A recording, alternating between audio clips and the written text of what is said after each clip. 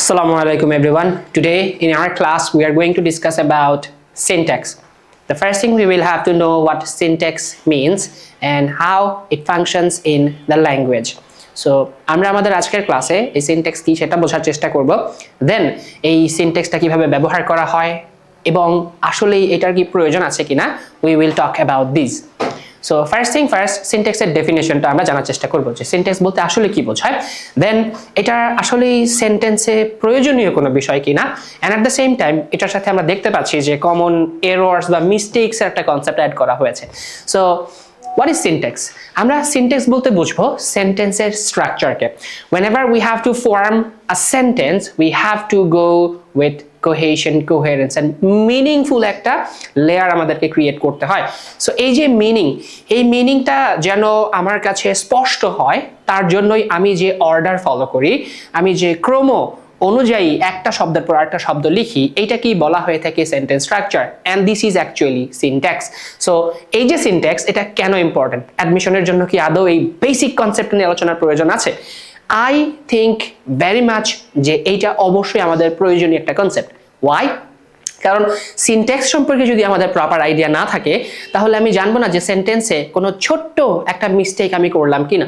আমাদেরকে যখন multiple choice options দেয়া হবে, তখন আমরা আইদার ছোট্ট একটা প্রেপোজিশনের জন্য হয়তো আমাদের মার্কসটা লুজ করতে পারি। That is Y in our class today we will try to understand the basic idea of syntax or the sentence structure. So syntax বলতে আমরা কি বুঝি? আমাদের স্ক্রিনের মধ্যে কি লেখা আছে যে এটা is the study of sentence structure in a language. It examines how words combine to form phrases, clauses and sentences.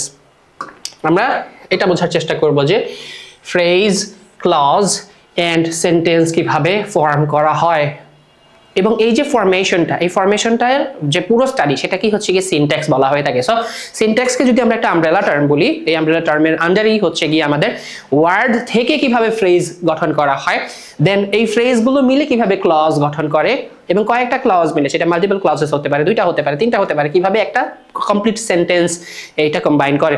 So এই বিষয়গুলোই আমরা মূলত সিনট্যাক্সের মধ্যে বোঝার চেষ্টা করব। সো আমরা যদি দেখি যে এটা অর্ডার, এগ্রিমেন্ট এবং হায়ারার্কির উপর ফোকাস করে। হায়ারার্কি বলতে কি বোঝায়? এখানে কি হচ্ছে গিয়ে সেন্টেন্সে কোনো কিছু বেশি প্রায়োরিটি পাবে বা কোনো কিছু কম প্রায়োরিটি পাবে, এই ধরনের হায়ারার্কিকে বোঝানো হচ্ছে না। এই হায়ারার্কিটা রাদার হচ্ছে গিয়ে ক্রোনোলজিক্যাল হায়ারার্কিকে ইন্ডিকেট করা হয়।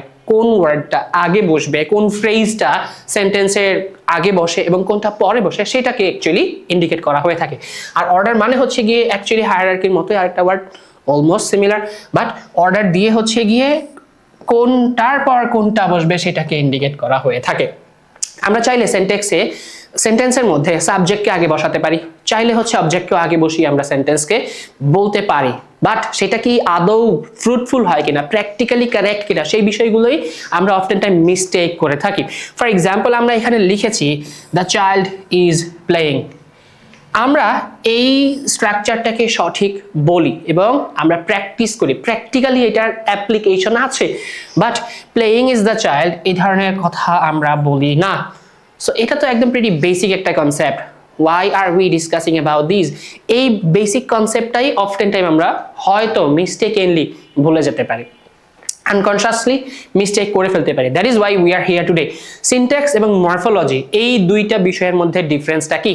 মরফোলজি বলতে বোঝায় হচ্ছে গিয়ে রূপ মানে হচ্ছে গিয়ে শব্দের একদম ক্ষুদ্রতম যে ইউনিট বা একক, সেটাকে বলা হয়ে থাকে রূপ। আমরা বাংলা ব্যাকরণ পড়ার সময় পড়ি। একই রকম ভাবে ইংলিশের ক্ষেত্রে সেটাকে বলা হয়ে থাকে মরফিম। সো এই যে মরফিম নিয়ে যে আলোচনা, যে স্টাডি, সেটাকে মরফোলজি বলে। মরফোলজির মধ্যে আমরা ওয়ার্ডের স্ট্রাকচার সম্পর্কে আইডিয়া পাই, যে একটা ওয়ার্ড কিভাবে গঠিত হয়, তার মধ্যে সাফিক্স প্রিফিক্স অ্যাড করলে কিভাবে মিনিংটা এক্সটেন্ডেড হয় বা মিনিং চেঞ্জ হয়ে যেতে পারে, অপোজিট মিনিং আসতে পারে, অ্যান্ড দেন এইটা টেন্সকে কিভাবে চেঞ্জ করে, কোনো সিঙ্গুলার ফর্ম থেকে প্লুরাল ফর্মে কিভাবে কনভার্ট করে, জেন্ডারগুলোকে কিভাবে চেঞ্জ করতে পারে, সেটা নিয়ে আলোচনা করে। এর থেকে ব্রডার আলোচনা হচ্ছে সিনট্যাক্সের মধ্যে আমরা সেন্টেন্সের structure, word order, phrase and clause নিয়ে কথা বলি। সো এই যে ফ্রেজ এন্ড ক্লজ, এটা অনেক ইম্পর্টেন্ট একটা বিষয়। আমরা কি ফ্রেজ এন্ড ক্লজ এই বিষয়টা সম্পর্কে টোটালি অ্যাওয়ার আছি? ইন আওয়ার ক্লাস টুডে আমরা ফার্স্টলি ফ্রেজ এবং ক্লজ নিয়ে কথা বলবো, তারপর হচ্ছে গিয়ে আমরা আমাদের বাকি আলোচনাতে যাব। So what is a phrase? Phrase মানেই কিন্তু আবার ইডিয়ম না, ফ্রেজেস অ্যান্ড ইডিয়মস নামে আমরা হচ্ছে কি আইটেমস পড়েছি গ্রামারের মধ্যে, যে জায়গাতে কমনলি ইউজড ফ্রেজেস গুলোকেই হচ্ছে ইডিয়মস বা প্রভার্বস হিসেবে ইন্ডিকেট করা হয়ে থাকে। আ phrase is a group of words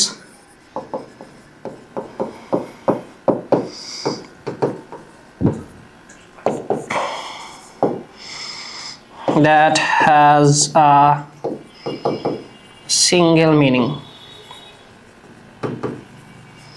group of words যেটা সেন্টেন্সের মতো কাজ করে না, এটা অ্যাক্ট করে হচ্ছে as one part of speech,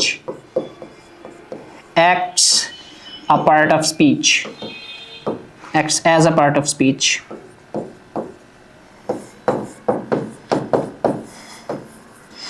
একটা পার্ট অফ স্পিচের মতো আলোচনা, এটা অ্যাক্ট করে, ফাংশন করে, সো এটাকে তখন বলা হয়ে থাকে phrase.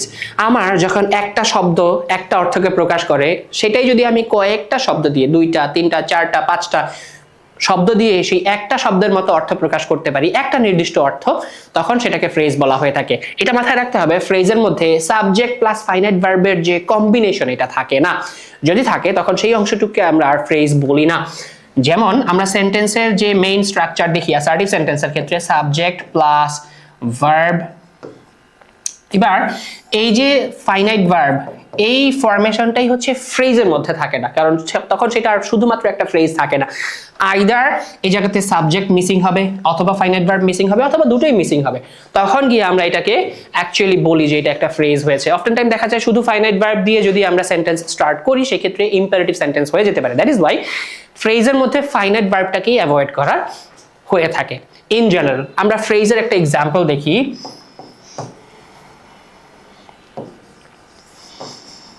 The member of the parliament. শুধুমাত্র এই যে কতগুলো শব্দ লিখলাম, the member of the parliament, এর অর্থ হচ্ছে সংসদ সদস্য। এখন কনসেপ্ট হচ্ছে এই সংসদ সদস্য দিয়ে কয়টা আইডিয়াকে ইন্ডিকেট করা যায়? একটা মাত্র আইডিয়াকে। দ্যাট ইজ বাই 1 2 3 4 5টা শব্দ লিখলেও তার মিনিং একটা। দ্যাট ইজ ওয়াই এই অংশটুকুকে তখন আমরা একটা ফ্রেজ বলি। সো ফ্রেজ বিভিন্ন ক্যাটাগরির হয়ে থাকে। একটা ফ্রেজ যে পার্ট অফ স্পিচের মতো আচরণ করবে তাকে সেই ফ্রেজ বলা হয়ে থাকে। এই ফ্রেজ যদি নাউনের মতো আচরণ করে তাকে বলা হয়ে থাকে নাউন ফ্রেজ। এই ফ্রেজে যদি অ্যাডজেক্টিভের মতো আচরণ করে অ্যাডজেক্টিভ ফ্রেজ, অ্যাডভার্বের মতো আচরণ করলে অ্যাডভার্বিয়াল ফ্রেজ, প্রেপোজিশনের মতো আচরণ করলে প্রেপোজিশনাল ফ্রেজ বলা হয়ে থাকে। সো আমরা এই ফ্রেজগুলো কেন লিখে থাকি? এই ফ্রেজের একটা বড় ইম্পর্টেন্ট ফ্যাক্টর হচ্ছে এই নাউন ফ্রেজগুলোর মধ্যে, বিশেষ করে যেহেতু এটা একটা নাউন ফ্রেজ লিখেছি, ইট acts as a noun phrase, নাউনের মতো কাজ করে, এই জন্য এটাকে নাউন ফ্রেজ বলা হয়ে থাকে। এই মেম্বার শব্দটা এবং পার্লামেন্ট শব্দটা, এদের প্লেসমেন্ট কি ঠিক আছে কিনা? আমাকে কোয়েশ্চেন যদি করে the parliament of the member, তখন আমাকে আইডেন্টিফাই করতে হবে যে অর্থটা কি ঠিক আছে কিনা। It may sound a little bit awkward to someone, but someone might face difficulty in understanding this phrase. হয়তো কারো প্রবলেম থাকতে পারে। That is why we are here discussing in detail in today's ক্লাস। আমরা জাস্ট এটা বোঝার চেষ্টা করব যে কোন শব্দটার অর্থ বাংলাতে কখন হয় নাউন ফ্রেজের ক্ষেত্রে। আমি যদি লিখি এ অফ বি,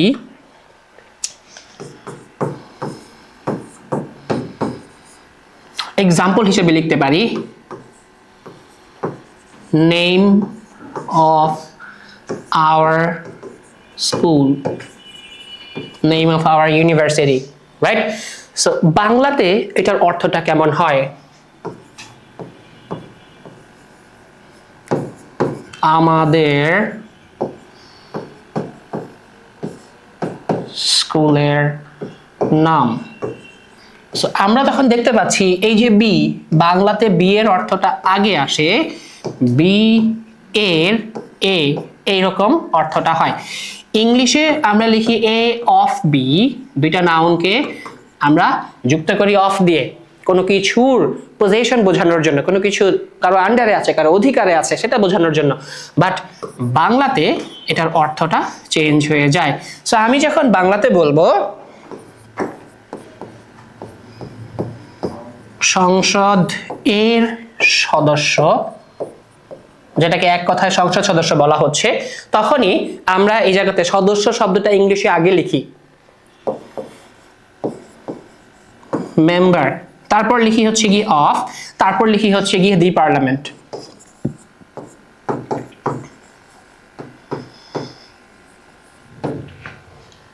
আই গেস এই প্রবলেম যদি কারো আগে থেকেও থাকতো, এই প্রবলেম এখন আর থাকা উচিত না, থাকবে না যদি আমরা একটু প্র্যাকটিস করি।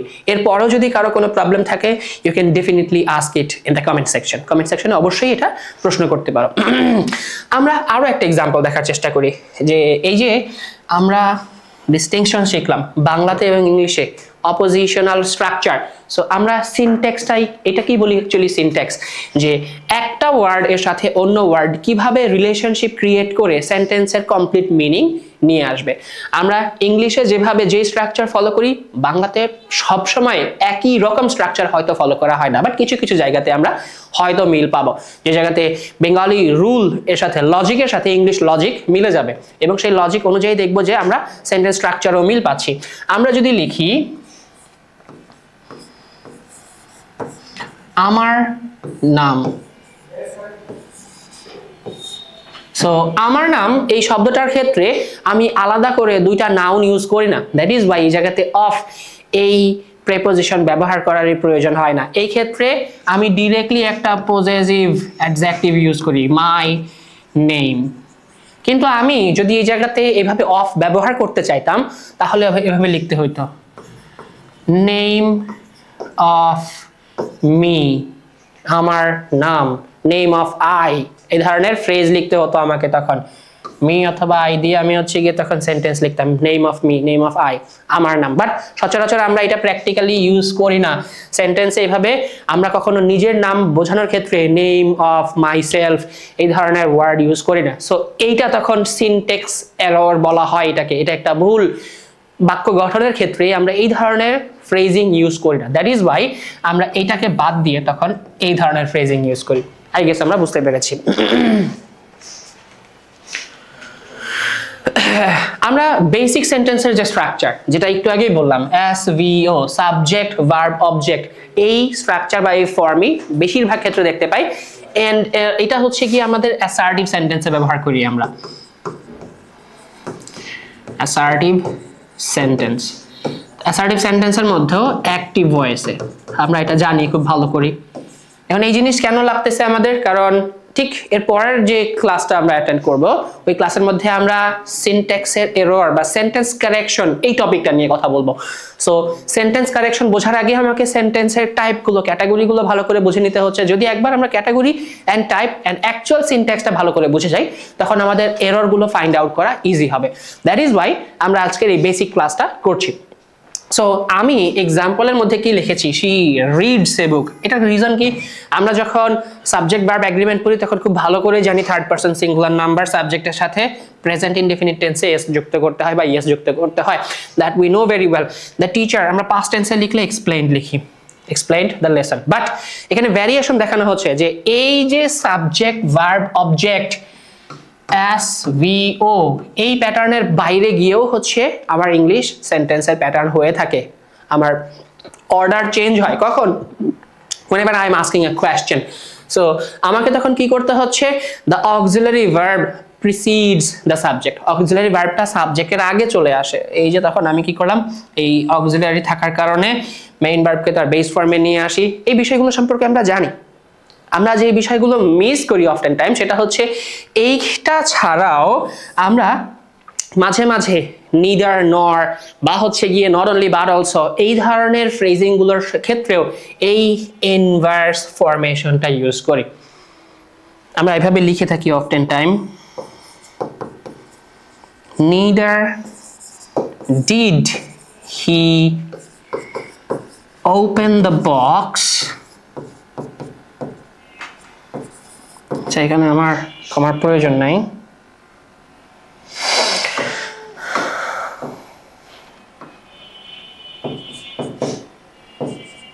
nor he took the gold. এই জায়গাতে আমাদের সেন্টেন্স হওয়ার কথা ছিল neither he opened। এই হি ওপেন্ড এর পরিবর্তে আমরা neither did he open কেন লিখি? ইট ইজ বিকজ আমরা যখন প্র্যাকটিক্যাল ইউজেস এর কথা দেখব, অর্থাৎ ব্যবহারিক বা প্রায়োগিক দিক দেখবো যে কিভাবে প্রয়োগ করা হয়ে থাকে, তখন দেখবো যে এইভাবেই স্পিকাররা কথা বলে থাকে, নিডার ডিড দিয়ে কথা বলেন।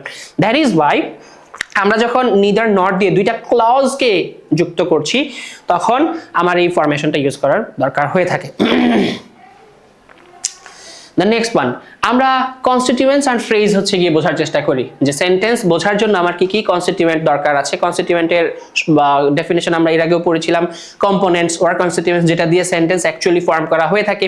আমরা সেখানে দেখেছিলাম যে একটা সেন্টেন্স প্রপারলি মেক করার জন্য আমাদের চারটা কনস্টিটিউয়েন্ট বা চারটা আলাদা কম্পোনেন্ট দরকার, সাবজেক্ট, ভার্ব, অবজেক্ট আর হচ্ছে আমাদের কমপ্লিমেন্ট। বাট আমরা ফ্রেজিং এর কথা যখন পড়ি, একটা সেন্টেন্সের স্ট্রাকচার গঠন করার জন্য চার ধরনের ফ্রেজ খুবই ইম্পর্টেন্ট হয়। তার মধ্যে নাউন ফ্রেজ থাকে, ভার্ব ফ্রেজ থাকে, প্রেপোজিশনাল ফ্রেজ থাকে এবং অ্যাডজেক্টিভ ফ্রেজ থাকে।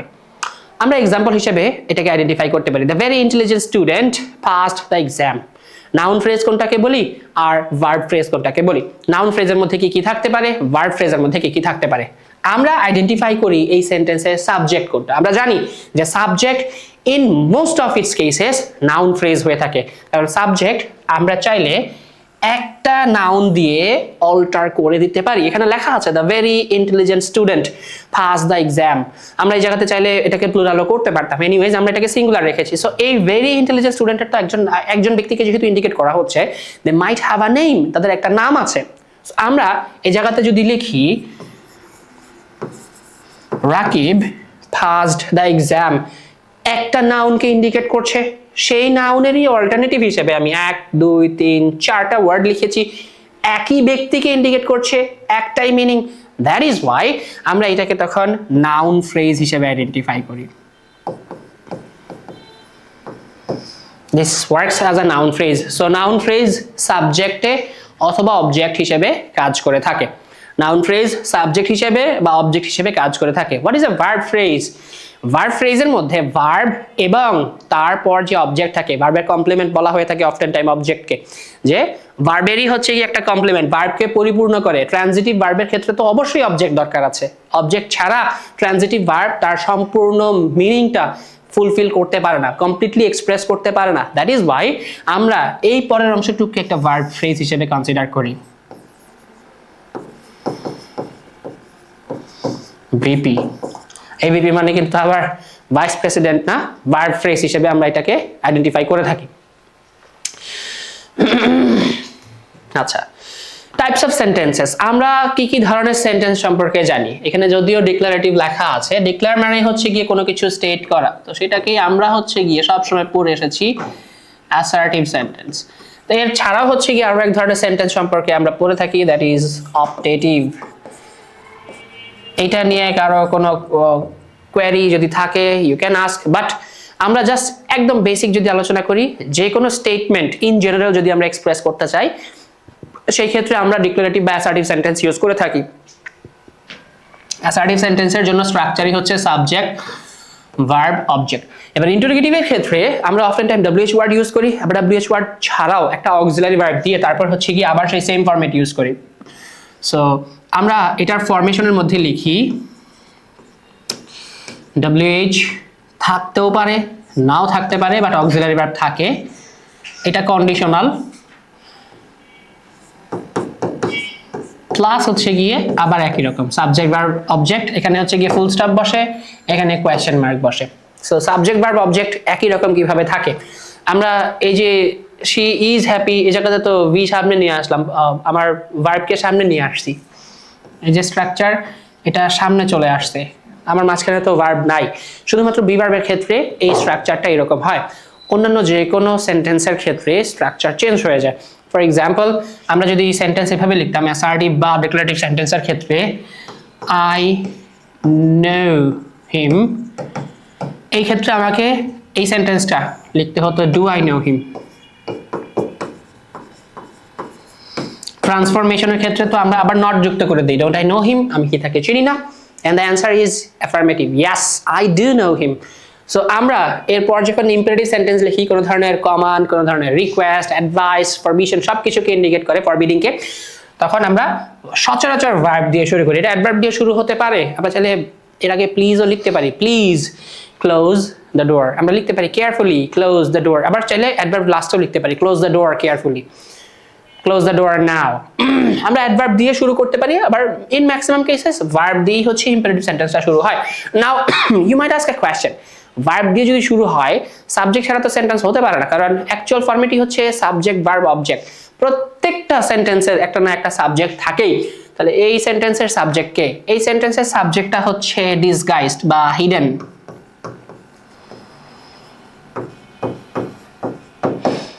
এবং এই হিডেন সাবজেক্টটা হচ্ছে ইউ। এই ইউটা আমরা বলি না, ইউকে সরাসরি ইন্ডিকেট করি। তুমি দরজা বন্ধ করে দাও, তুমিটা বলি না যে দরজা বন্ধ করে দাও, আমার জন্য এক গ্লাস পানি নিয়ে আসো। এই ধরনের কমান্ড আমরা দিয়ে থাকি, বা রিকোয়েস্ট আমরা বলতে পারি এটাকে। এই হিডেন সাবজেক্টটা যদি আমরা প্রকাশ করি, বলি যে তুমি আমার জন্য এক গ্লাস পানি নিয়ে আসো, তখন সেটা আর কমান্ড হয় না, রাদার সেটা অ্যাসার্ট করা হয় যে তুমি তো সবসময় এনে দাও, তুমি আমাকে এনে দিচ্ছ। আবার আমরা চাইলে এই ক্ষেত্রে আমাদের এই হিডেন সাবজেক্টটাকে ইউ রেখেই চাইলে অ্যাড্রেস ভোকেটিভ কেস নিয়ে আসতে পারি। আমরা বলতে পারি ইউ, একটা কমা দিয়ে ভোকেশন, মানে অ্যাড্রেস করছি কাউকে, কাউকে সম্বোধন করছি, আগে ডাকছি তুমি যাও আমার জন্য এক গ্লাস পানি নিয়ে আসো। সো এটার পর আমরা কমা ইউজ করার পর লিখতে পারি you go and get a glass of water for me.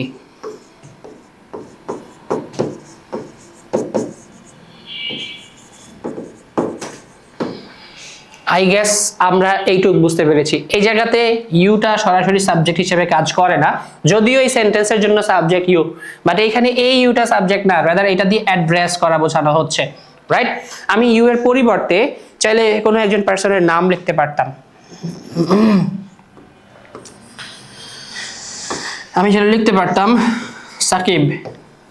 সাকিবকে ডাক দিলাম, সাকিবের দৃষ্টি আকর্ষণ করলাম, তারপর বললাম গো and get a glass of water for me. তারপরেও এই সেন্টেন্সের সাবজেক্ট হচ্ছে ইউ। সাকিবকেই আমি তুমি হিসেবে সম্বোধন করছি, সাকিব। আমি বলি নাই কিন্তু বাংলাতে সাকিব আমার জন্য এক গ্লাস পানি নিয়ে আসে, রাদার বলছি সাকিব আমার জন্য এক গ্লাস পানি নিয়ে আসো। আসো এই ধরনের ভার্ব প্রত্যয় প্রকৃতি আমরা কোথায় ইউজ করে থাকি? সেকেন্ড পারসনকে ইন্ডিকেট করার জন্য, তোমাকে বোঝানোর জন্য বা আপনাকে বোঝানোর জন্য, আসেন বা তোকে বোঝানোর জন্য, নিয়ে আয়, এই ধরনের ভার্ব আমরা ব্যবহার করে থাকি। সো দ্যাট ইজ ওয়াই আমার সাবজেক্ট হচ্ছে ইউ। আই গেস আমরা বুঝতে পেরেছি। এক্সক্লামেটরি সেন্টেন্সের ক্ষেত্রে তো আমরা ইমোশন বা সাডেন যে ইমোশন, সাডেন ফিলিংস, সেগুলোকে এক্সপ্রেস করে থাকি। What a beautiful day, if I could get admitted to IUT, একটা এক্সপ্লেনেশন, মনের একটা ইচ্ছা, ইনস্ট্যান্ট আবেগ, সেটাকে হচ্ছে কি প্রকাশ করা। আমি যদি ভর্তি হতে পারতাম। Optative sentence is oftentimes regarded with the same principles of interrogative sentence. Just হচ্ছে এই জায়গাতে প্রশ্ন না করে মনের ইচ্ছাকে প্রকাশ করা হয়ে থাকে। সো অপ্ট টু অপ্ট থেকে হচ্ছে গিয়ে অপটেটিভ এসেছে। অপ্ট মানে হচ্ছে গিয়ে ইচ্ছা পোষণ করা। সো এই টু অপ্ট এর এক্সাম্পল আমরা অফটেন টাইম দিয়ে থাকি, একটা অক্সিলারি ভার্বকে সামনে ব্যবহার করে থাকি। সেই অক্সিলারি ভার্বটা হচ্ছে evidently may. May Allah bless you, Allah তোমার মঙ্গল করুক। আমরা যদি সেন্টেন্স এরকম দেখি যে কেউ বলছে আল্লাহ ব্লেস ইউ, এইটাও একই রকম ফরমেশনকে ইন্ডিকেট করে।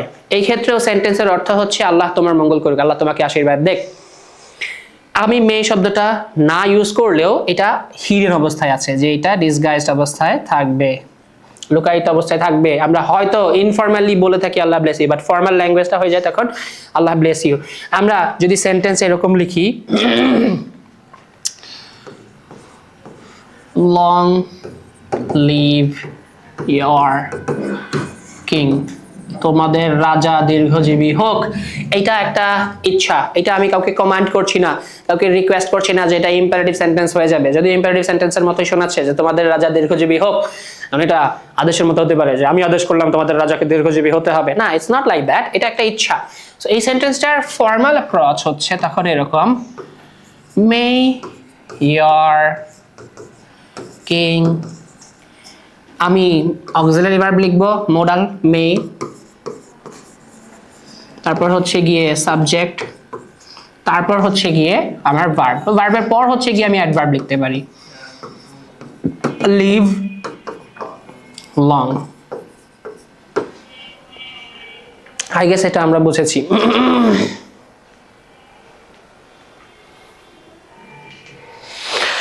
আমরা আমাদের যখন সেন্টেন্সটাকে ফর্ম করব কত ধরনের ক্লজ আমরা পাই। সো ক্লজের টাইপ বোঝার আগে আমরা আগে ক্লজ কি সেটা একটু বোঝার চেষ্টা করি। What is a clause? একদমই বেসিক, বাট তারপর আলোচনা করছি যেন একটা ভিডিও থেকে একটা ক্লাস থেকেই সব ধরনের কনফিউশনকে অ্যাভয়েড করা যেতে পারে। সো যাদের ক্লজ সম্পর্কে আইডিয়া আছে they can actually fast forward this one. And আমরা ক্লজ সম্পর্কে যখন লিখব, clause is the actual combination of subject and finite verb.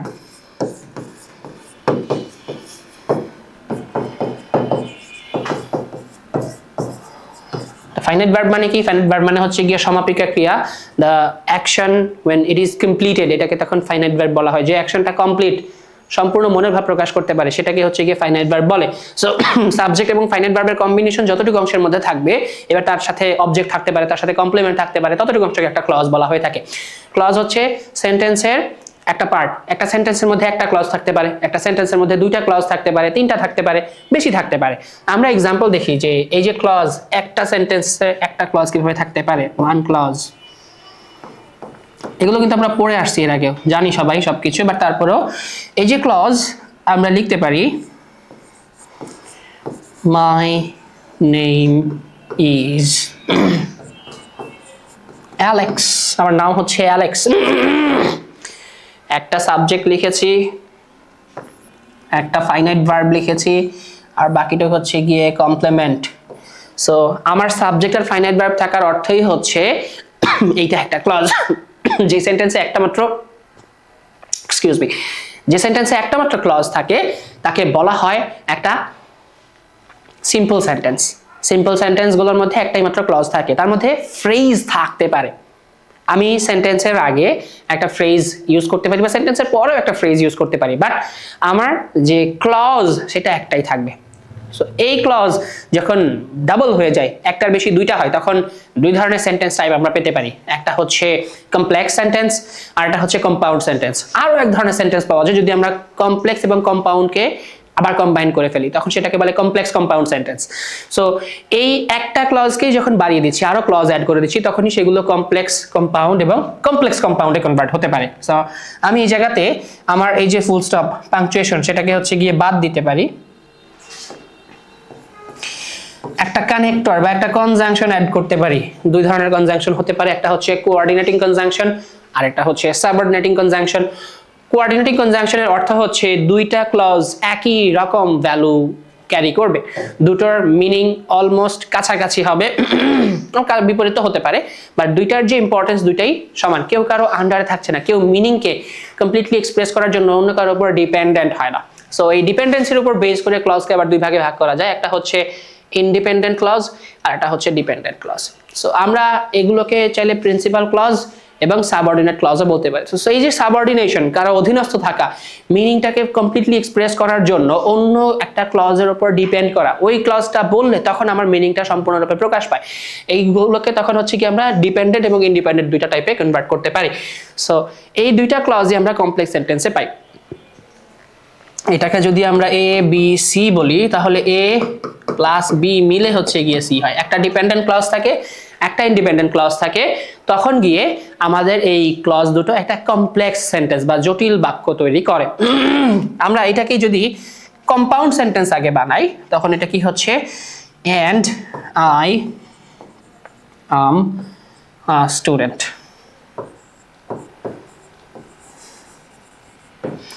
আমার নাম এলেক্স এবং আমি একজন স্টুডেন্ট, এই ধরনের সেন্টেন্স আমরা বলে থাকি, এটাকে কম্পাউন্ড সেন্টেন্স বলছে। আর আমরা কমপ্লেক্স সেন্টেন্সের এক্সাম্পল এখানে দেখেছি, he went home because he was tired. এটাকে যদি আমরা দুইটা ক্লজে ভাগ করি, হি সাবজেক্ট, ওয়েন্ট হচ্ছে ভার্ব, আর হোম হচ্ছে অ্যাডভার্ব, সে তার বাসায় গিয়েছে। এবার এই যে সাবজেক্ট, ফাইনাইট ভার্ব এবং তার কমপ্লিমেন্ট সহ এতটুকু অংশ আমি পেলাম, এইটা হচ্ছে গিয়ে আমার একটা ক্লজ, ওয়ান ক্লজ। এবার শুধুমাত্র যদি আমি বাকি অংশটুকুকে এলিমিনেট করে দিই, যেটুকু অংশ নাই, আমার প্রথম শুধুমাত্র এই তিনটা ওয়ার্ড দিয়ে একটা কমপ্লিট সেন্স এক্সপ্রেস করা যায়। He went home that is Y এই অংশটুকুকে আমরা বলি স্বাধীন, ইন্ডিপেন্ডেন্ট। এটা নিজের অর্থ নিজেই প্রকাশ করতে পারে, ইট ক্যান স্ট্যান্ড অ্যালোন। একাকী হচ্ছে কি নিজের অর্থ প্রকাশ করতে পারে, বাকিটুকুর উপর নির্ভর করতে হয় না। এবার বাকি কাজটা করি। এখানে আমরা কি পাচ্ছি? একটা কনজাংশন পাচ্ছি, একটা সাবজেক্ট পাচ্ছি, একটা ভার্ব পাচ্ছি, আবার হচ্ছে গিয়ে আমরা কমপ্লিমেন্ট পাচ্ছি। সো বাকি যে অংশটুকু আছে এই অংশটুকুকে আমরা যদি প্রথমটুকুকে এলিমিনেট করে দিই, যেমন এই যে এখানে লেখা আছে বিকজ হি ওয়াজ টায়ার্ড, যেহেতু সে টায়ার্ড ছিল, শুধুমাত্র এইটুক দিয়ে কি সম্পূর্ণ মনের ভাব প্রকাশ পাচ্ছে না। রাদার লিসেনার যিনি হচ্ছে কি ইনফরমেশন রিসিভ করছেন, রিসিভার বা সেকেন্ড পারসন, তার আরো কিছু শোনার ইচ্ছা থাকছে, অডিয়েন্স চায় যে আরো কিছু তিনি শুনবেন, তার ইন্টারেস্ট আরো গ্রো করে। সো এইটুকু অংশ তখন সম্পূর্ণ মনের ভাব একাকী প্রকাশ করতে পারে না। দ্যাট ইজ ওয়াই এইটার একটা ডিপেন্ডেন্সি ক্রিয়েট করে on the independent one. So এই জন্য আমরা প্রথমটুকুকে বলছি ইন্ডিপেন্ডেন্ট, নিজের অর্থ একাই প্রকাশ করতে পারে, বা ডিপেন্ডেন্ট অংশটা নিজের অর্থ প্রকাশের জন্য বাকিটুকুর উপর নির্ভর করে।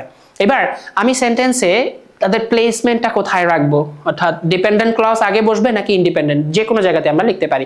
চাইলে আমরা ডিপেন্ডেন্ট ক্লজকে আগে লিখতে পারি, চাইলে ইন্ডিপেন্ডেন্ট ক্লজকেও আগে লিখতে পারি, বাট এই জায়গাতে একটা নিয়ম আছে। আমরা কন্ডিশনাল সেন্টেন্স সম্পর্কে জানি। If you work hard, you may shine in life. এটা ফার্স্ট কন্ডিশনাল, অর্থাৎ আমি দুক্ষেত্রেই প্রেজেন্ট টেন্স ইউজ করেছি এবং মডাল ভার্বের ইউজ আছে। মডাল ভার্ব ছাড়াও হচ্ছে গিয়ে হতে পারে, তখন আমরা সেটাকে জিরো কন্ডিশনাল বলে থাকি। ইফও থাকে না তখন, you work hard, you shine. But এই যে আমরা কন্ডিশনাল সেন্টেন্সটা লিখলাম, এই জায়গাতে দুটো ক্লজ আছে, সাবজেক্ট ভার্ব। এই কমার আগ পর্যন্ত হচ্ছে একটা ক্লজ, আবার হচ্ছে গিয়ে সাবজেক্ট এন্ড ভার্ব, কমার পরে গিয়ে আরেকটা ক্লজ আমরা পেলাম। দুটো ক্লজ এর মধ্যে কোনটা ডিপেন্ডেন্ট এবং কোনটা ইন্ডিপেন্ডেন্ট, আমরা যেখানে কনজাংশনটা পাবো সেই ক্লজটা হয় ডিপেন্ডেন্ট, সেটা সম্পূর্ণ নিজের অর্থ একাকী প্রকাশ করতে পারে না। সো আমরা দেখলাম যে এইটুক হচ্ছে ইন্ডিপেন্ডেন্ট, না এইটুক তো ইন্ডিপেন্ডেন্ট না, এইটুক হচ্ছে ডিপেন্ডেন্ট ক্লজ, আর বাকিটুক হচ্ছে ইন্ডিপেন্ডেন্ট।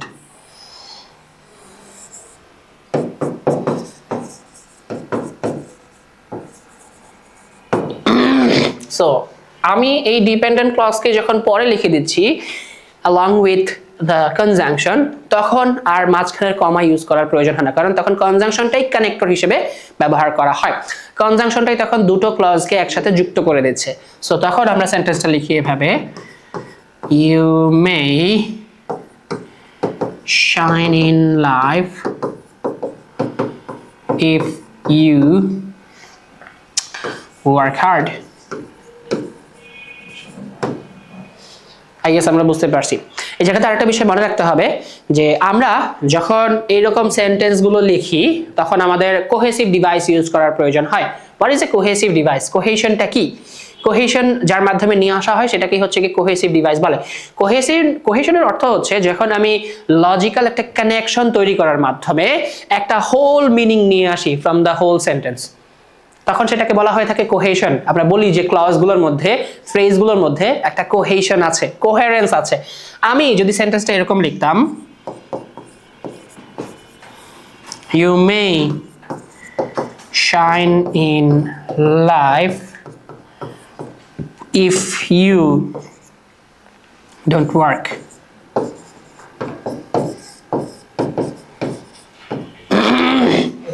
তাহলে এই সেন্টেন্সটা মিনিংফুল হয় না।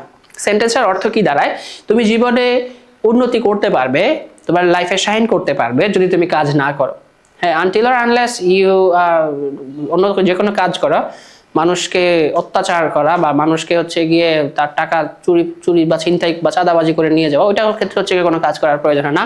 Until or unless you need to work. এবং কাজ না করলে লাইফে শাইন করা যায় না।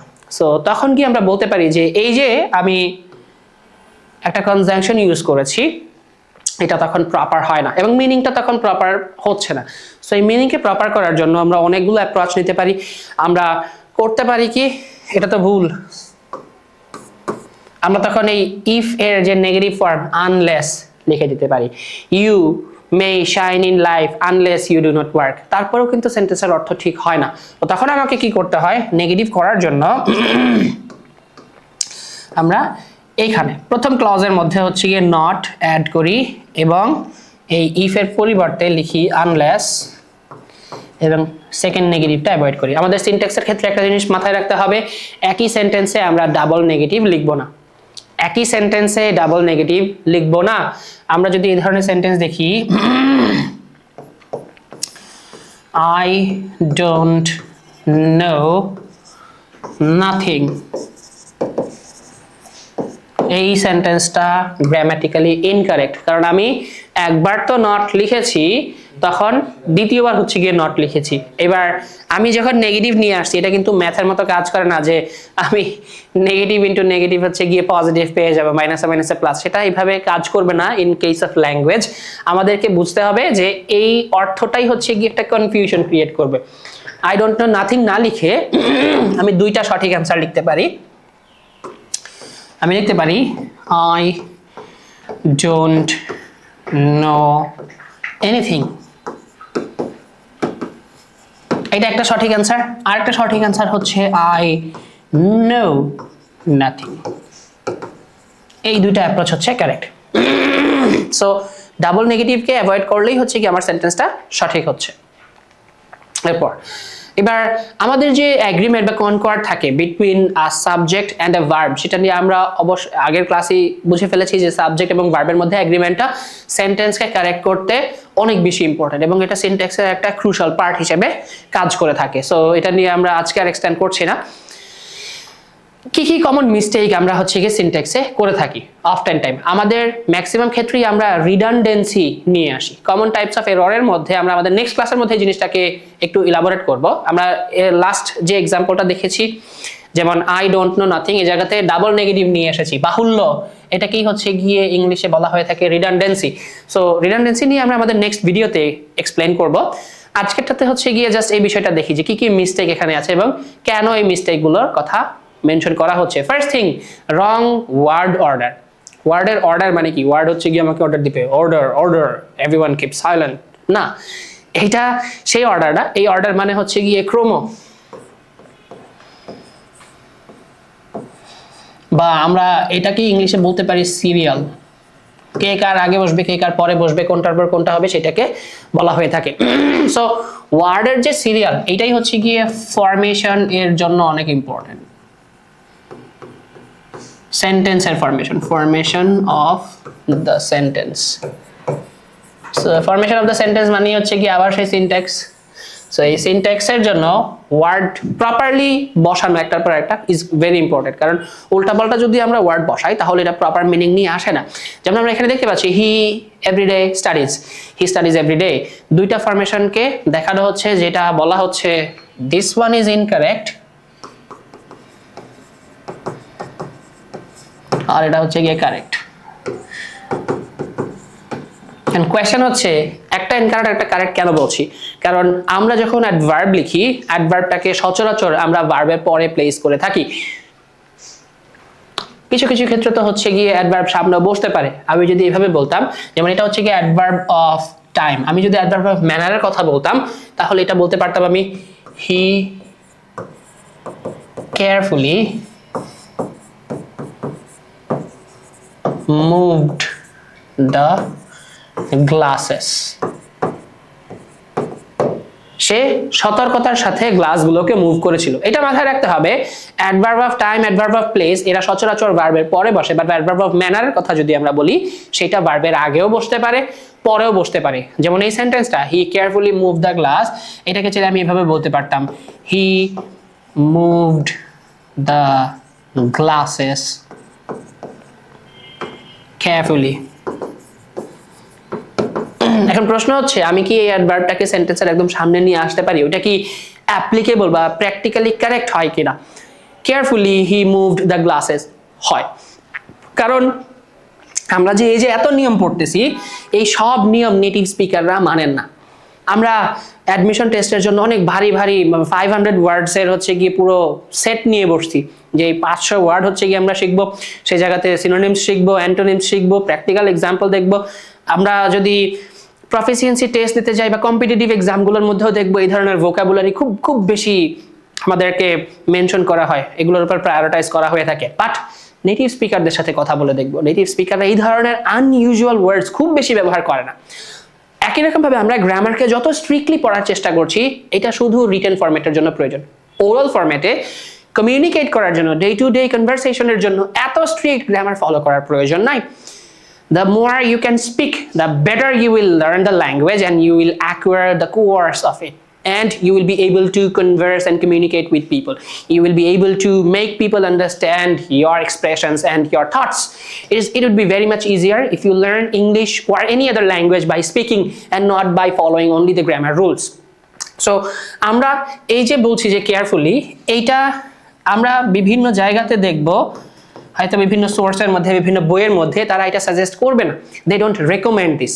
এটা যে ভুল সেটা বলবে না, বাট বলবে যে we don't recommend this, this is not suggested by us, আমরা এটা সাজেস্ট করি না। বাট এইটাও সঠিক। Carefully he moved the glasses. So তখন আমরা কেয়ারফুলির পর একটা ছোট্ট পজ নেই, দ্যাট ইজ ওয়াই আমরা একটা কমা ইউজ করে থাকি। হি মুভড দ্য গ্লাসেস। এখন এই ধরনের সেন্টেন্স যদি এরকম 3টা বা 4টা দিয়ে দেয় এবং দিয়ে হচ্ছে গিয়ে তারপর বলে যে কোনটা হচ্ছে গিয়ে সবচেয়ে বেশি অ্যাকুরেট, তখন আমরা এই সেন্টেন্সটার দিকে তাকাবো। হি মুভ দ্য গ্লাসেস কেয়ারফুলি। এটা সবচেয়ে বেশি ব্যবহার করা হয়ে থাকে। এ ধরনের কোয়েশ্চেন দিবে না আসলে, বাট তারপরে আমরা মুভ করবো এটার দিকে, রাইট?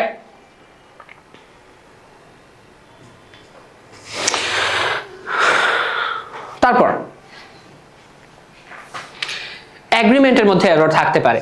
আমরা সাবজেক্ট ওয়াইজ ভার্বকে হয়তো প্রপারলি ইউজ না করে থাকতে পারি, হয়তো এটা আমরা সাবজেক্টকে প্রপারলি আইডেন্টিফাই না করার জন্য হতে পারে, অথবা হয়তো আমাদের রুলটাই জানা নাই, সেই ক্ষেত্রে এই ভুলটা হয়ে যেতে পারে। সিনট্যাক্স এররের অনেক বড় একটা এক্সাম্পল হচ্ছে আমরা অফটেন টাইম হচ্ছে সিঙ্গুলার সাবজেক্টের সাথে প্লুরাল ভার্ব আর প্লুরাল সাবজেক্টের সাথে সিঙ্গুলার ভার্ব ইউজ করে ফেলি। সো এটা একটা মিস্টেক, এটাকে অ্যাভয়েড করতে হয়। সো সেন্টেন্স কারেকশনের মধ্যে অফটেন টাইম এই সাবজেক্ট বা এগ্রিমেন্টের কোয়েশ্চেনও চলে আসে, এটা মাথায় রাখতে হবে। Fragmented sentences. ফ্র্যাগমেন্ট কি?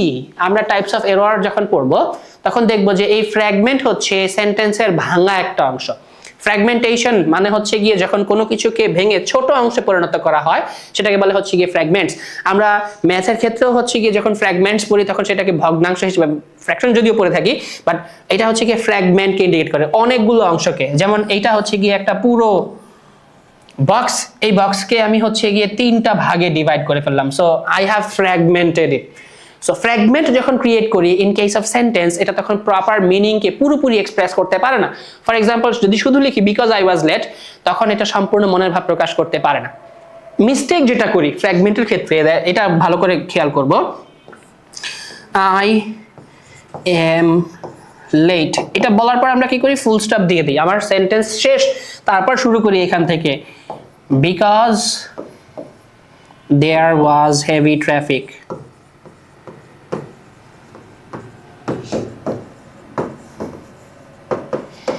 আমার দেরি হয়েছে কারণ প্রচুর জ্যাম ছিল। মিনিং তো এক্সপ্রেস হচ্ছে, বাট এটা গ্রামাটিক্যালি ইনকারেক্ট। কেন? কারণ আমার একটা সেন্টেন্সের মাধ্যমে আমি সম্পূর্ণ মনের ভাব প্রকাশ করতে পারিনি। এইটুক কারেক্ট, এইটুক পর্যন্ত আমার মিনিং শেষ হয়েছে দেখি আমি ফুল স্টপ দিয়েছি, নতুন আরেকটা মিনিং আমি তৈরি করার চেষ্টা করছি। সো তখন আমি আগেই শুধু এইটুক লিখেছি, because there was heavy traffic, যেহেতু রাস্তায় অনেক ট্রাফিক ছিল। এইটা দিয়ে আমরা সেন্টেন্স শুরু করলে যখন আমরা এরকম কনজাংশন, কোঅর্ডিনেটিং কনজাংশন যখন অ্যাড করি, তখন অবশ্যই আমার আরেকটা ক্লজ অ্যাড করতে হয়। সো আমি যখনই দেখবো যে একটা কনজাংশন আছে, তখন আমাকে ধরে নিতে হচ্ছে যে এই ধরনের কনজাংশন, কোঅর্ডিনেটিং কনজাংশন, সাবঅর্ডিনেটিং কনজাংশনের সাথে আমাকে আরেকটা সাবঅর্ডিনেট বা হচ্ছে গিয়ে প্রিন্সিপাল ক্লজ অ্যাড করতে হবে। সো কোথায়? এটা নিজেই তো হচ্ছে গিয়ে সাবঅর্ডিনেট ক্লজ, প্রিন্সিপাল ক্লজ কই? আমি তো ক্লজ হিসেবে এটাকে আর রাখি নাই, ফুল স্টপ দিয়ে দিয়েছি, একটা মাত্র ক্লজ লিখেছি, এটাই হচ্ছে ফ্র্যাগমেন্ট। সো এই ফ্র্যাগমেন্টটাকে বাদ দেওয়ার উপায় কি? আমি কিভাবে এটাকে কারেক্ট করব? আমার খুবই সিম্পল ওয়ে হচ্ছে, আমি এই যে আমার ফুল স্টপ ছিল, আমরা তো শিখছিলাম যে আমার যখন ইন্ডিপেন্ডেন্ট ক্লজ আগে বসবে, মাঝখানে কনজাংশন বসবে, আর কোনো ফুল স্টপ বা কমার প্রয়োজন নেই, এটা বাদ দিব আর এটাকে জাস্ট হচ্ছে গিয়ে ক্যাপিটালের পরিবর্তে স্মল লেটারে লিখে ফেলবো। তাহলে এটাকে কমপ্লিট একটা সেন্টেন্স হচ্ছে যার মধ্যে দুইটা ক্লজ থাকছে এবং আর ফ্র্যাগমেন্ট থাকছে না। সো সেন্টেন্স এখানে লিখে দেয়া আছে, I was late because the bus was delayed. Bus দেরি করেছিল এই জন্য আমার লেট হয়েছিল। আই গেস আমরা এটা বুঝতে পেরেছি। আচ্ছা, রান অন সেন্টেন্সেস এন্ড কমা স্প্লাইসেস। আমরা হচ্ছে গিয়ে রান অন বলতে কি বুঝি? রান অন মানে হচ্ছে গিয়ে যখন একটা সেন্টেন্স তার অর্থটা সম্পূর্ণ না করে অন্য সেন্টেন্সের সাথে কানেক্টেড হয়ে যাচ্ছে, মাঝখানে কোনো প্রপার পাংচুয়েশন নাই, no proper punctuation,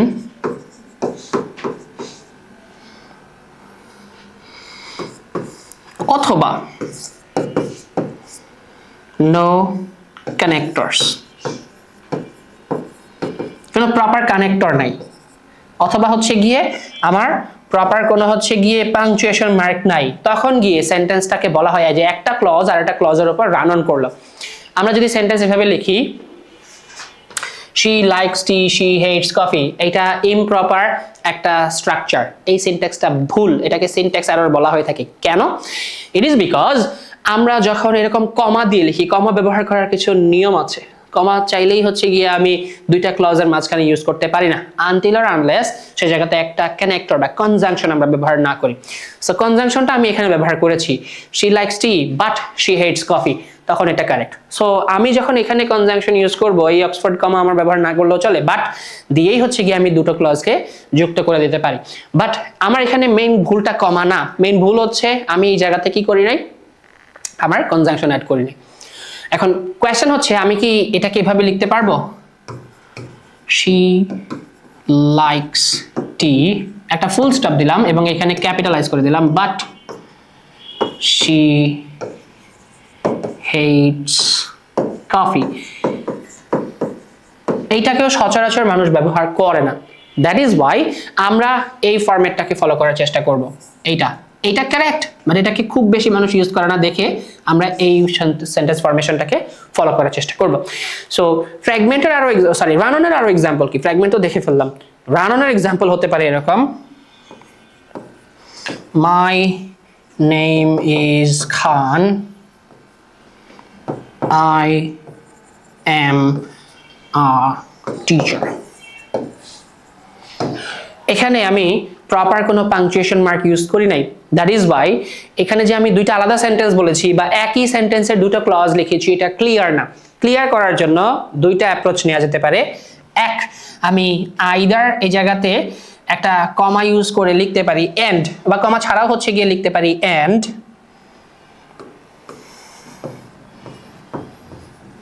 I am a teacher, আমার নাম হচ্ছে খান এবং আমি একজন টিচার, এটা একটা প্রপার ওয়ে। আরেকটা প্রপার ওয়ে হচ্ছে আমি জাস্ট এই এন্ড কে বাদ দিয়ে এখানে জাস্ট একটা ফুল স্টপ ইউজ করতে পারি।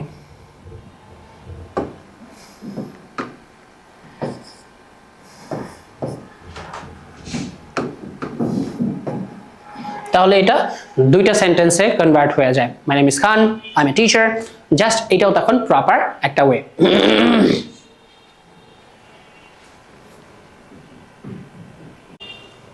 সো নেক্সট আমরা এরপরে দেখার চেষ্টা করব যে একই রকম আরো কয়েকটা এক্সাম্পল রান অন সেন্টেন্সেস এবং কমা কিভাবে হচ্ছে কি মিসপ্লেস করা হয়ে থাকে বা হচ্ছে কি কমা না ব্যবহার করার কারণে কি ধরনের সমস্যা হতে পারে। ফার্স্ট সেন্টেন্সে আমরা দেখতে পাচ্ছি although it was raining the match continued। এখন কোয়েশ্চেন হচ্ছে এই সেন্টেন্সটা কি কারেক্ট কিনা। গ্রামাটিক্যালি যদি আমরা কনসিডার করি this is a correct sentence, although it was raining the match continued, এবং অর্থটাও ঠিক আছে কারণ আমরা জানি যে যখন এই ধরনের সাবঅর্ডিনেটিং কনজাংশন আমরা ব্যবহার করি তখন আমাদেরকে কি করতে হয়, অপোজিশনাল ক্লজ বা অপোজিশনাল ফ্রেজ ইউজ করতে হয়।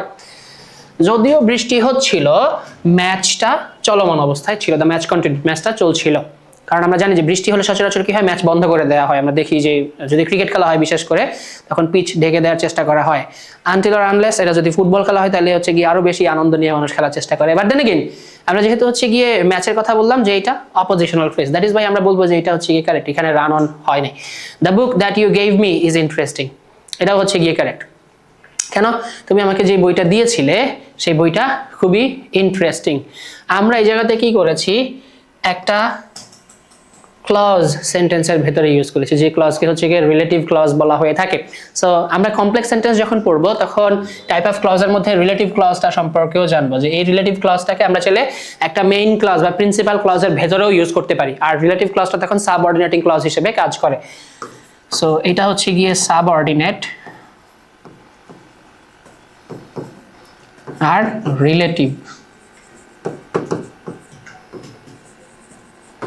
ক্লজ। তাহলে মেইন ক্লজটা হচ্ছে দ্য বুক ইজ ইন্টারেস্টিং, যেটা তুমি আমাকে দিছিলা। সো এই জন্যই হচ্ছে গিয়ে আমরা বলে থাকি যে এই সেন্টেন্সটাও আমাকে কোনো ধরনের কমা ইউজ করা ছাড়াই প্রপার মিনিং দিচ্ছে, এটা তখন রান অন হয় না। If he had worked harder he would have succeeded, এই জায়গাতেও আমরা প্রপার অ্যাকচুয়াল ইউজ দেখছি। সো এই জন্য আমরা বলতে পারছি এই তিনটা সেন্টেন্স কারেক্ট, এই জায়গাতে মিস্টেক নাই। নেক্সট স্লাইড আমরা দেখব, এখানে রিকারেন্ট সিনট্যাকটিক প্যাটার্নসের কথা বলা হচ্ছে, যে একই রকম কোনো প্রবলেম কি ব্যবহার করা হয় কিনা। দেয়ার প্লাস বি, এই জায়গাতে আমরা কোনো ধরনের প্রবলেম পাই কিনা। সচরাচর দেয়ার এরপর ইজ হবে নাকি আর হবে, ইন্ট্রোডাক্টরি ইট এর পর ইজ হবে নাকি আর হবে, সিঙ্গুলার ফর্ম অথবা প্লুরাল ফর্ম ইউজ করব কিনা, আমরা সেই ক্ষেত্রে জাস্ট এরপর যে আমার ওয়ার্ডটা থাকবে বা ফ্রেজ থাকবে সেটা সিঙ্গুলার ফর্মে হলে আমরা এই জায়গাতেও লিখবো ইজ, এটা যদি প্লুরাল ফর্মে থাকে আমরা আর লিখবো। ফর এক্সাম্পল আমরা লিখতে পারি দেয়ার are many players.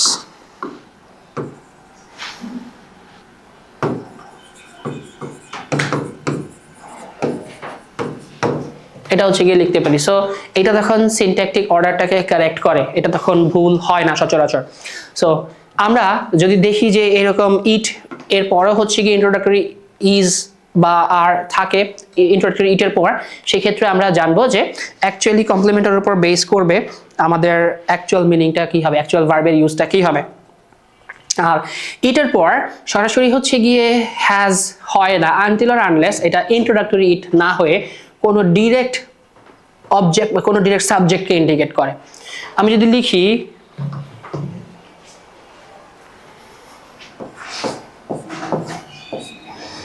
It is raining, এটা কারেক্ট, ইটটা ইন্ট্রোডাক্টরি সাবজেক্ট হিসেবে কাজ করেছে। It has rained introductory subject হিসেবে কাজ করেছে, কারেক্ট। এবার এই ইটকে আমি ইন্ট্রোডাক্টরি সাবজেক্ট হিসেবে ইউজ না করে কোনো কিছুর প্রোনাউন হিসেবে যদি ইউজ করি ডিরেক্ট সাবজেক্ট হিসেবে, Bangladesh is a small country,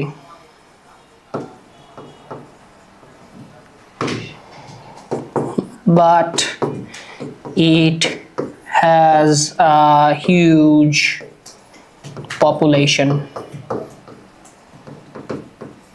তাহলে এই ইটটা তখন বাংলাদেশের প্রোনাউন হিসেবে কাজ করে, দ্যাট ইজ ওয়াই তখন ওই সেন্টেন্সটা কারেক্ট। আদার দেন দ্যাট ইটের সাথে দেয়ারের সাথে হ্যাজ আমরা সচরাচর লিখি না, তখন বি ভার্ব ইউজ করা হয়। আমরা এইভাবে লিখি না দেয়ার হ্যাজ আ কাউ, এই স্ট্রাকচার ভুল, এইভাবে লেখা যায় না। আমরা তখন সেই জায়গাতে বি ভার্ব ইউজ করি, এটা ভুল। সঠিক ফর্ম হচ্ছে দেয়ার ইজ এ কাউ, বা যদি পাস্ট ফর্মে লিখতে চাই তখন লিখতে হয় there was a cow.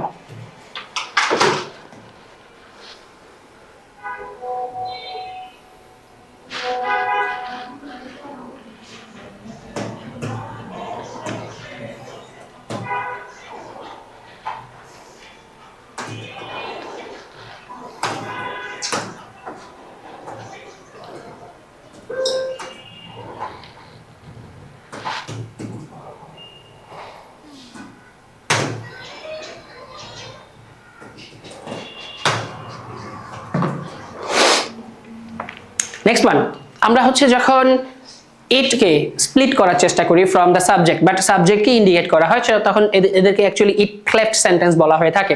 So আমরা যখন এখানে ইট ব্যবহার করছি, এই ইট দিয়ে আমরা ডিরেক্টলি জনকেই ইন্ডিকেট করি। সো দ্যাট ইজ ওয়াই আমার এই ক্ষেত্রে ইট এর পর সাবজেক্ট, এটাকে ইন্ট্রোডাক্টরি সাবজেক্ট হিসেবে আমরা কনসিডার করি, অ্যান্ড এই সাবজেক্টটার ভার্বটা অ্যাকচুয়ালি ইট অনুযায়ী না হয়ে এই জন অনুযায়ী হয়। বাট দেন এগেইন ইট যেহেতু একটা সিঙ্গুলার প্রোনাউন হিসেবে কাজ করে, এই সিঙ্গুলার প্রোনাউনের পর আমরা সিঙ্গুলার ভার্ব ফর্মে ইউজ করি। ইট ওয়াজ জন হু ব্রোক দ্য উইন্ডো, এবং এই সেন্টেন্স কারেক্ট, সেন্টেন্সের ফরমেশন এটা হচ্ছে কারেক্ট। আমরা যখন প্যাসিভ ভয়েস ইউজ করি, the letter was written by her, সেই ক্ষেত্রে আমাদেরকে এটা মাথায় রাখতে হয় এটা কিন্তু অবজেক্ট না। এই সেন্টেন্সের জন্য, প্যাসিভ ভয়েসের জন্য it works as the subject. আমরা যখন সাবজেক্ট এবং ডুয়ারের মধ্যে ডিফারেন্স মেনশন করেছিলাম তখন বলেছিলাম যে ডুয়ার যে কেউ হতে পারে, যেমন এই সেন্টেন্সে ডুয়ার হচ্ছে শি, কিন্তু আমরা শি তো লিখি নাই, প্যাসিভ ফর্মে লিখেছি। দ্যাট ইজ ওয়াই আমরা এটাকে তার অবজেক্টিভ ফর্মে লিখেছি। চিঠিটা তার দ্বারা লেখা হয়েছিল, সো দ্যাট ইজ ওয়াই এই ফরমেশনটাকে আমরা কারেক্ট বলি। এবং এইটা অফটেন টাইম আমাদেরকে হয়তো কনফিউজ করে দিতে পারে। যেমন আমি যদি সেন্টেন্স লিখি এরকম, I couldn't go there as I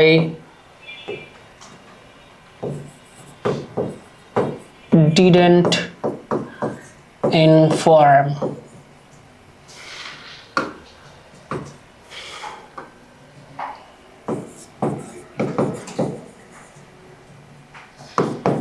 them। একটা সেন্টেন্স, আর একটা সেন্টেন্স হচ্ছে I couldn't go there as I wasn't informed।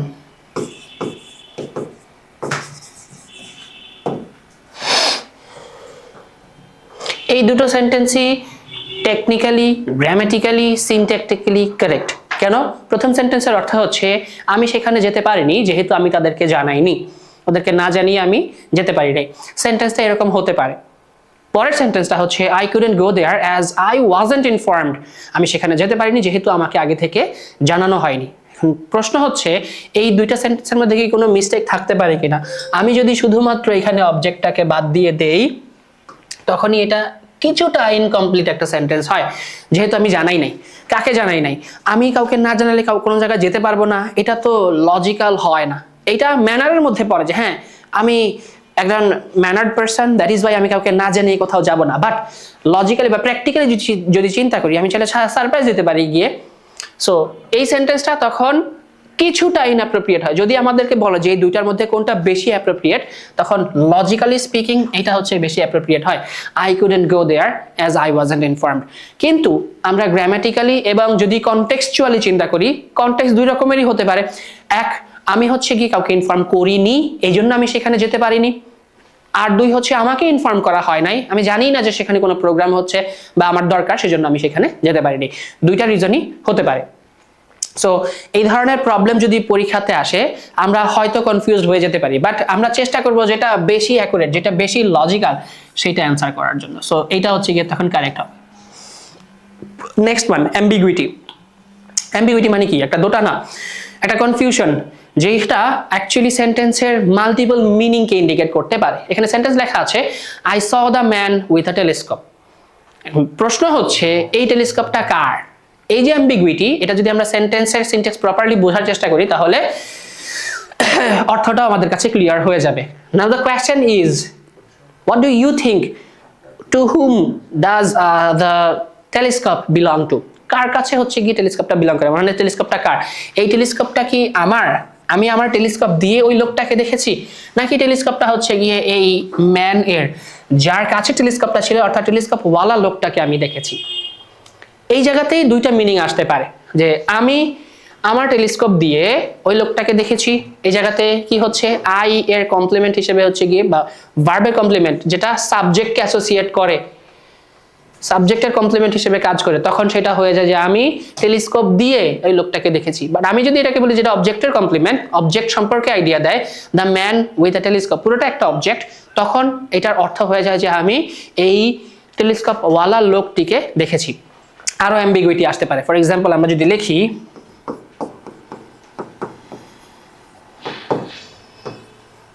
flying planes can be dangerous, so এই অ্যাম্বিগুইটিকে আমরা খুব ইজিলি কনটেক্সট বোঝার মাধ্যমে কোন কনটেক্সটে এই সেন্টেন্সটা ইউজ করা হচ্ছে তখন আমরা ধরে ফেলতে পারি যে এটা কি কোন অর্থটাকে কোন কনটেক্সটটাকে এটা ক্যারি করে। Flying planes can be dangerous, এখানে দুটো বাংলা অর্থ হতে পারে, বিমান ওড়ানো বিপজ্জনক আর একটা হচ্ছে উড়ন্ত বিমান বিপজ্জনক। আমি দুটো অর্থই লিখি।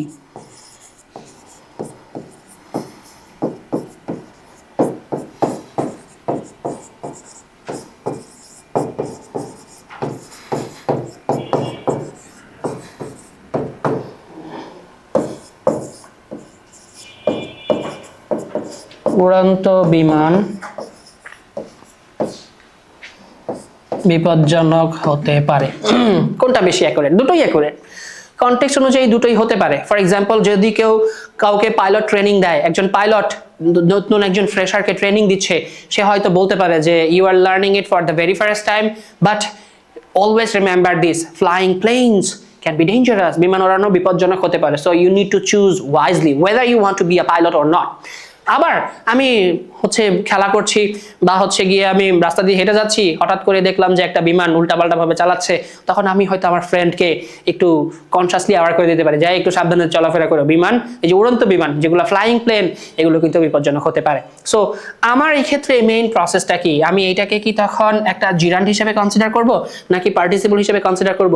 It actually depends on the context, কোন কনটেক্সটে কোন সিচুয়েশনে আমি এই বিষয়টা ব্যবহার করছি। সো আমি যদি এটাকে জিরান্ড হিসেবে এক্সপ্রেস করি, মানে তখন এটা একটা কাজের নামকে ইন্ডিকেট করে।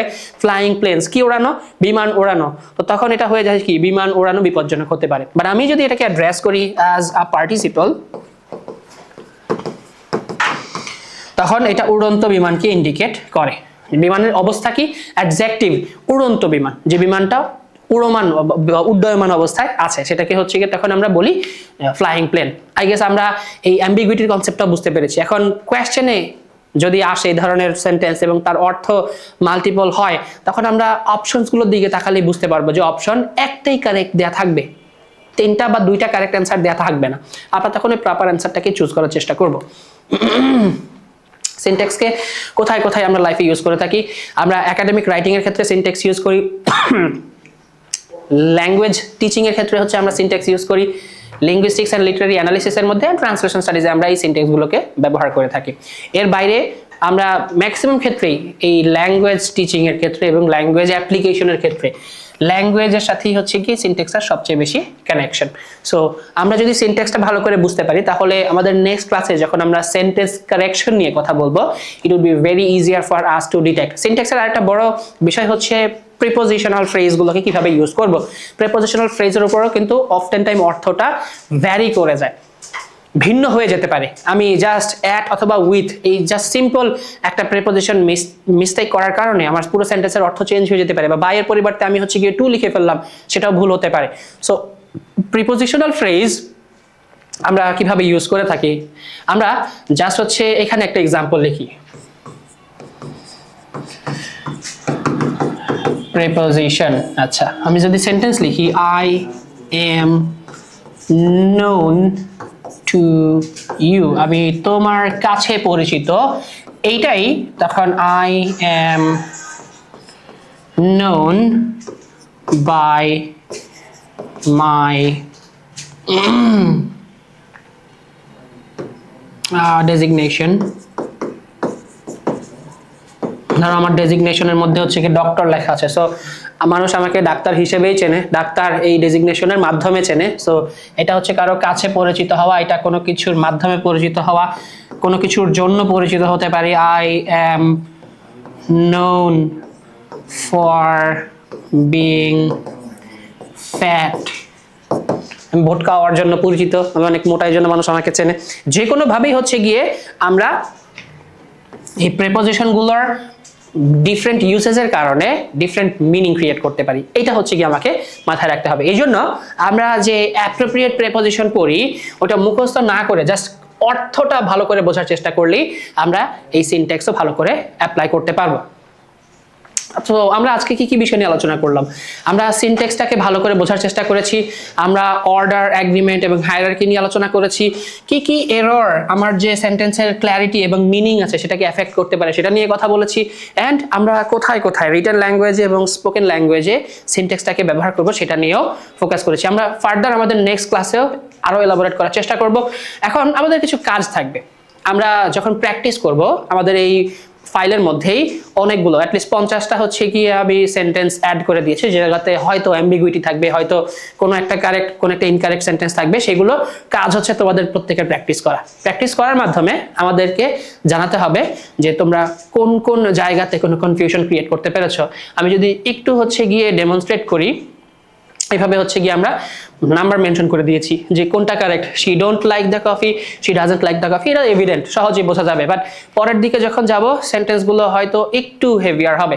এখানে সেন্টেন্স কারেকশন না, রাদার আমরা প্রপার সিনট্যাক্সটাকে কিভাবে আইডেন্টিফাই করতে হয় সেই বিষয়টার জন্য এই ফাইলটা বানিয়েছি। নেক্সট ক্লাসে আমরা দেখাবো যে কি ধরনের প্রবলেম অ্যাডমিশন টেস্টে আসে এবং সেই প্রবলেমগুলোকে আমরা কিভাবে কারেক্ট করতে পারি। সো আজকের ক্লাস এই পর্যন্তই থাকছে। আমরা এই ফাইলটা as soon as possible share করে দিব এবং আমরা চাইবো তোমরা প্রত্যেকেই হচ্ছে গিয়ে এই যে 50টা প্র্যাকটিস দেওয়া আছে ইমিডিয়েটলি সলভ করে আমাদেরকে ফিডব্যাক দাও। থ্যাংক ইউ এভরিওয়ান, আসসালামু আলাইকুম।